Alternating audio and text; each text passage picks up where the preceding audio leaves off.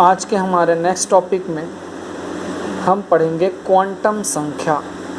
Quantum संख्याएं, जैसे आप लोगों के यहाँ पर लिख रहा होगा परिभाषा, 4 संख्याओं का सेट जिनकी सहायता से किसी परमाणु के सभी इलेक्ट्रॉनों से संबंधित सभी सूचनाएं प्राप्त हो जाती है, जैसे कि इलेक्ट्रॉन की स्थिति, ऊर्जा, ऑर्बिटल का आकार व दिशा आदि।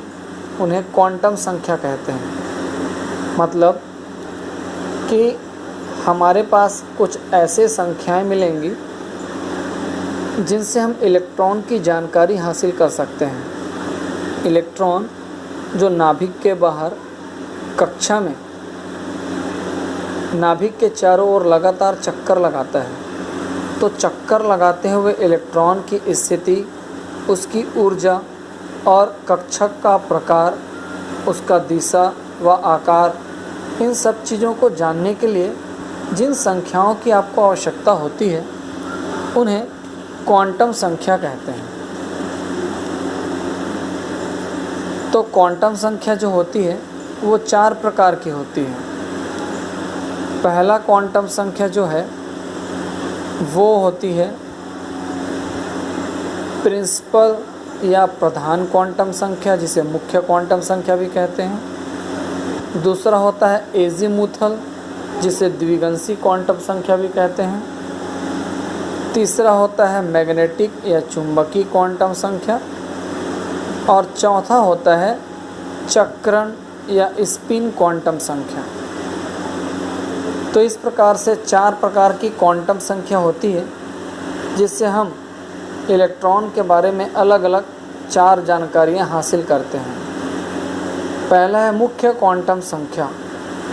मुख्य क्वांटम संख्या को स्मॉल n से प्रदर्शित करते हैं और बेसिकली यहाँ पर मुख्य क्वांटम संख्या n के द्वारा हम नाभिक से इलेक्ट्रॉन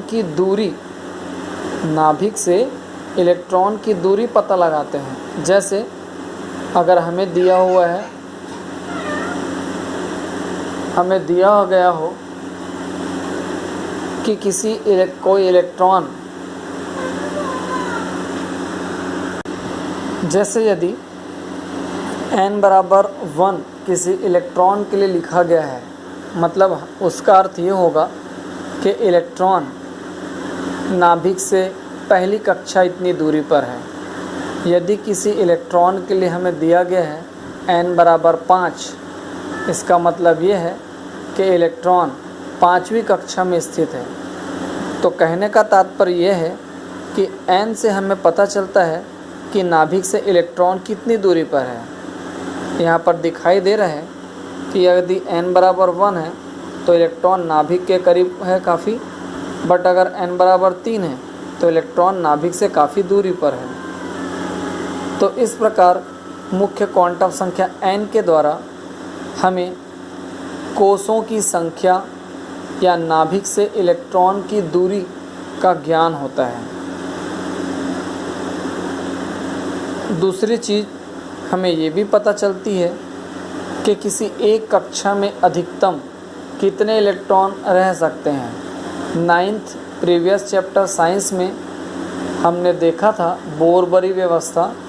वहाँ पर हमें बताया गया था कि किसी भी कक्षा में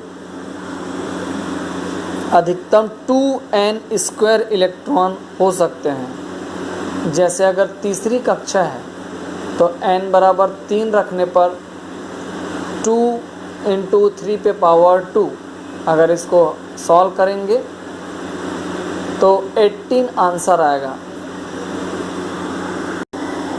तो इससे हमें इलेक्ट्रॉन की एक कक्षा में मैक्सिमम रिक्वायरमेंट पता चलती है। दूसरा द्विगंशी क्वांटम संख्या या एजीमुथल क्वांटम संख्या। द्विगंशी क्वांटम संख्या या एजीमुथल क्वांटम संख्या क्या है? ये उपकोष या उप ऊर्जा स्तर को प्रदर्शित करती है। उपकोष या उप ऊर्जा स्तर का मतलब ये होता है कि नाभिक के बाहर कक्षा में उपकक्षक उपस्थित होते हैं जिन्हें प्रायः S, P, D और F से प्रदर्शित करते हैं। तो इनमें से किसी एक उपकोष या उपकक्षक में इलेक्ट्रॉन उपस्थित होता है, तो कौन से उपकक्षक में वो इलेक्ट्रॉन उपस्थित होगा उसकी जानकारी द्विगंशी क्वांटम संख्या से प्राप्त होती है। द्विगंशी क्वांटम संख्या को स्मॉल l से प्रदर्शित किया जाता है, जिसका मान 0 से n-1 तक होता है। इसके आधार पर हम l का मान निकालते हैं। जैसे मुख्य क्वांटम संख्या स्मॉल n के लिए द्विगंशी क्वांटम संख्या का मान 0 होता है, जो S उपकक्षक को प्रदर्शित करता है। दूसरी कक्षा के लिए द्विगंशी क्वांटम संख्या का मान 0 से n-1 मतलब 0 और 1 प्राप्त होता है। 0 अगेंस्ट S कक्षक को और 1 अगेंस्ट P कक्षक को प्रदर्शित करता है। इसी प्रकार फिर से लास्ट 0 हमेशा S कक्षक को प्रदर्शित करेगा, 1 हमेशा P कक्षक को प्रदर्शित करेगा, 2 हमेशा D कक्षक को और 3 हमेशा F कक्षक को प्रदर्शित करता है। उप कक्षक को या उपकोषों को प्रदर्शित करता है। तो इस प्रकार अगर किसी इलेक्ट्रॉन के लिए दिया गया है कि यार इस इलेक्ट्रॉन के लिए L = 1 है, तो हमको ये समझना होगा कि L = 1 है, मीन्स इलेक्ट्रॉन P उपकोष में स्थित है। तीसरा क्वांटम संख्या है चुंबकीय क्वांटम संख्या, मैग्नेटिक क्वांटम संख्या। जब किसी परमाणु को चुंबकीय क्षेत्र में रखा जाता है तो प्रायः देखा जाता है कि जो उपकोष हैं, मतलब S, P, D और F उपकोष, वो और छोटे छोटे कोषों में मतलब कक्षकों में डिवाइड हो जाते हैं। तो हर उपकोष कितने उपकक्षकों में विभाजित होगा इसकी जानकारी चुंबकीय क्वांटम संख्या m से प्राप्त होती है। यहाँ देख सकते हैं कि अगर L = 0 है मतलब S उपकोष है, तो उसके लिए m का मान 2L + 1 होता है। L का मान रखने पर 2 0 0 + 1 = 1 आता है, मतलब S उपकोष में एक कक्षक होता है। P उपकोष के लिए L = 1 होता है द्विगंशी क्वांटम संख्या से, जिसका मान इस फॉर्मूले से रखने पर 3 मिलता है। मतलब P 3 कक्षकों में -1, 0 और +1 में बटा होता है। L = 2 मतलब D कक्षक, D उपकोष, इस फॉर्मूले में मान रखते हुए L = 2 का 5 मिलता है। 5 जिसकी वैल्यू -2, -1, 0, +1 और +2 5 ऑर्बिटल में डिवाइड होता है। F ऑर्बिटल के लिए L = 3, जिसके लिए मान 7 होता है, जो -3, -2, -1, 0, +1, +2 और +3 होते हैं। टोटल 7 ऑर्बिटल्स में F ऑर्बिटल्स डिवाइड होते हैं। तो इस प्रकार P, S, P, D और F उपकोष कितने कक्षकों में बटे होंगे ये चुंबकीय क्वांटम संख्या m से पता चलता है। अगला है चक्रण क्वांटम संख्या, जिसको स्पिन क्वांटम संख्या भी कहते हैं, जिसमें स्मॉल s से शो किया जाता है।